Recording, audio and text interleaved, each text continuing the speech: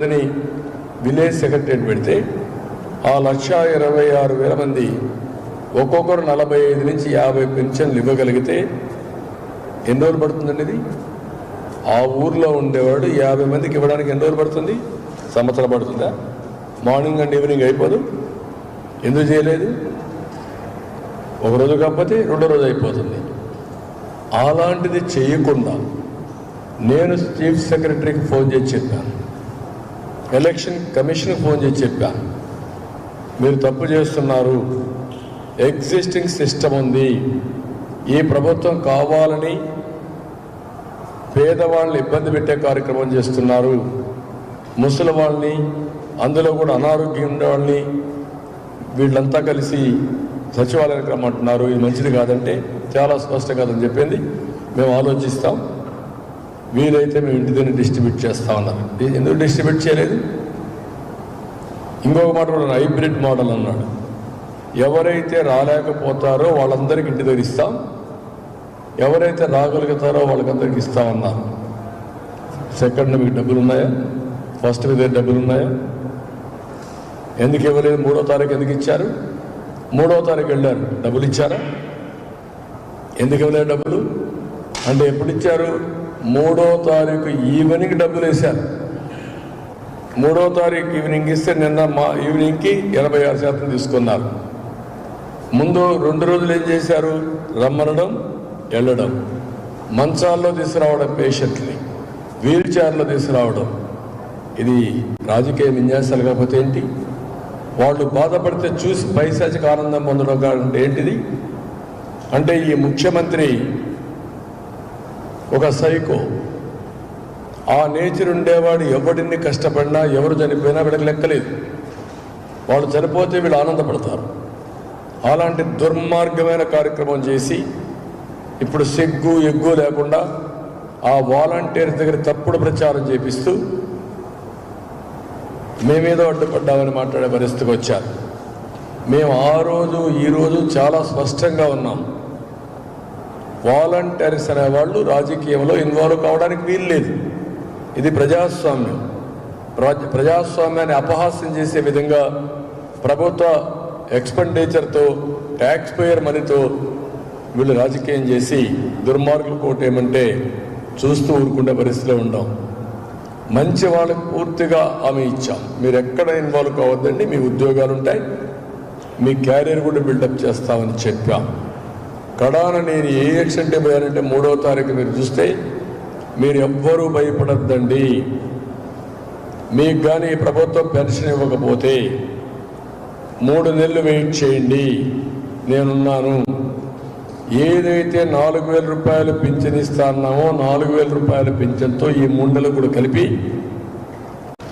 June మీకు అందరికి ఇచ్చే బాధ్యత. జూన్లో ప్రమాణ స్వీకారం అవుతారు, జూలై నుంచి ఇస్తా, ఏప్రిల్, మే, జూన్ అదనంగా 1,000 రూపాయలు చొప్పున ఇచ్చే బాధ్యత నాదని చెప్పారు. ఆ దెబ్బతో భయపడిపోయి మొన్న డబ్బులు రిలీజ్ చేశారు. డబ్బులు రిలీజ్ చేశారు, కానీ ఎక్కడైతే వీళ్ళు చెప్పారో సీరియస్గా అనారోగ్యంగా ఉండేవాళ్ళని, నడవలేని వాళ్ళని, వాళ్ళందరినీ ఇండ్ల దగ్గర ఇస్తా ఉన్నారు. అది ఇవ్వకుండా ఇబ్బందులు పెట్టి కొంతమంది చనిపోయేట్టుగా చేసి శవరాజకీయాలు చేసిన పార్టీ ఈ పార్టీ. వీళ్ళ డిఎన్ఏలోనే ఉంది శవరాజకీయాలు చేయడం, అలవాటు అయిపోయింది ఈ పార్టీకి. అందుకే నేను చాలా తీవ్రంగా ఖండిస్తున్నా. ఈ పెన్షన్ అనేటివి తెలుగుదేశం పార్టీ 83లో ఎన్టీ రామారావు గారు ప్రారంభించారు, 30 రూపాయలు. 95లోనే మళ్ళీ ముఖ్యమంత్రి అయిన తర్వాత 30 రూపాయలు 75 రూపాయలు చేశారు. తర్వాత రాజశేఖర రెడ్డి వచ్చి ఆ 75 రూపాయలు 200 చేశాడు. నేను 14లో మళ్ళా ముఖ్యమంత్రి అయిన తర్వాత ఒకేసారి 5 రెట్లు పెంచి 200, 1000 రూపాయలు చేశాను. మళ్ళీ పెరిగిన ధరలు వాళ్ళ అవసరాలు దృష్టిలో పెట్టుకుని 1000 రూపాయలు 2000 రూపాయలు చేశాను.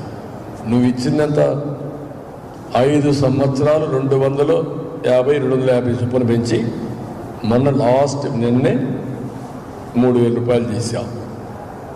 అదే సమయంలో 1800 రూపాయలు నేను వేస్తే, తెలుగుదేశం వేస్తే అన్ని ప్రభుత్వాలు పెంచింది 1200 చరిత్రలో. అలాంటిది నేను ఎన్నోసార్లు చెప్పాను పేదవాళ్ళకి, వృద్ధులకి, వితంతువులకి, పేదవాళ్ళకి మీ ఇంటికి పెద్ద బిడ్డగా ఉంటా, పెద్ద కొడుకుగా ఉంటా, మిమ్మల్ని ఆదుకుంటానని చెప్పి ఆదుకున్న పార్టీ తెలుగుదేశం పార్టీ. అందుకే ఈరోజు కూడా చెప్పాం, పెన్షన్లు మళ్ళీ పెంచుతామని మొదటగా చెప్పిన పార్టీ తెలుగుదేశం పార్టీ. ఇంటి దగ్గరనే ఇస్తాం, మొదటి తారీఖుని ఇస్తాం, పెంచిన 4000 రూపాయలు ఇస్తాం. ఒకవేళ ఎవరైనా నెలలో తీసుకోలేకపోతే 3 నెలల వరకు క్యారీ ఓవర్ ఉంటుంది. ఒక నెలలో తీసుకుని నెక్స్ట్ మంత్, ఇది 3 నెలల వరకు ఒకేసారి తీసుకుని వెసులుబాటు ఇస్తామని చాలా స్పష్టంగా చెప్పాం. రెండవది, నేను ఆ రోజు పెన్షన్ తీసుకోవడానికి ఊరికే రావాల్సిన పని లేదు. అథెంటికేషన్ ఉంటే వాళ్ళు ఎక్కడున్నా డబ్బులు తీసుకునే విధానానికి డీబీటీకి నేను అనుమతి ఇచ్చాను. ఒక విలేజ్ నుంచి టౌన్కి వస్తాడు పిల్లల కోసం, అక్కడ కూడా ఇచ్చాం. వేరే ఊరికి పోతాడు, అక్కడ ఇచ్చాం. టెక్నాలజీ వచ్చిన తర్వాత ఆ ఊరే కాకుండా, ఆ ప్రాంతమే కాకుండా ఏ ప్రాంతంలో ఉన్నా పెన్షన్లు ఇచ్చే వెసులుబాటు ఉంది. మళ్ళీ మనకు ఆటోమేటిక్గా అథెంటికేషన్ వచ్చేస్తుంది, వాళ్ళు డ్రా చేశారా లేదని. ఐరిష్ వచ్చింది, ఫింగర్ ప్రింట్స్ వచ్చాయి. నేనే డిజిటల్ కరెన్సీకి రిపోర్ట్ ఇచ్చాను ఆ రోజు. ఏదో డిజిటల్ ట్రాన్సాక్షన్లో ప్రపంచంలోనే వీఆర్ నెంబర్ 1. కాబట్టి ఇవన్నీ చేస్తే ఇంత నీచంగా, ఇంత దుర్మార్గంగా ఇతను ప్రవర్తించడం అనేది చాలా నీచమైన కార్యక్రమం. నేను ఒకటే కోరుతున్నా, ఎలక్షన్ కమిషన్ ముందు ముఖ్యమంత్రి నైతిక బాధ్యత వహించి, నీ చేతగానితనం వల్ల, నీ దురుద్దేశంతో కూడిన యాక్షన్ వల్ల కొంతమంది పెన్షనర్ చనిపోయారు.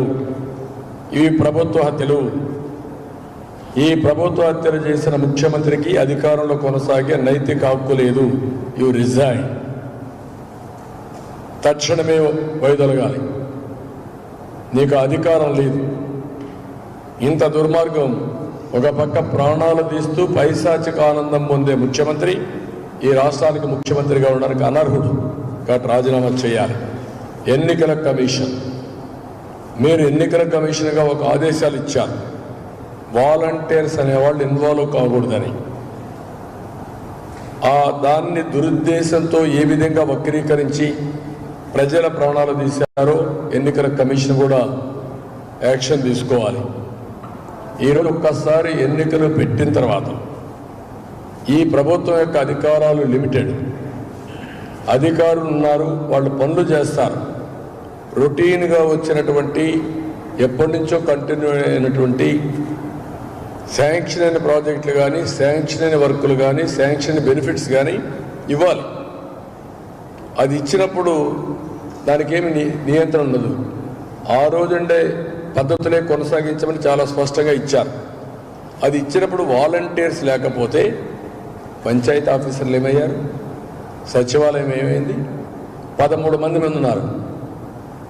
ఒక్కొక్కరు 50, 45, 50 ఇవ్వాలి. ఈ 45, 50 ఇవ్వడానికి మీకేం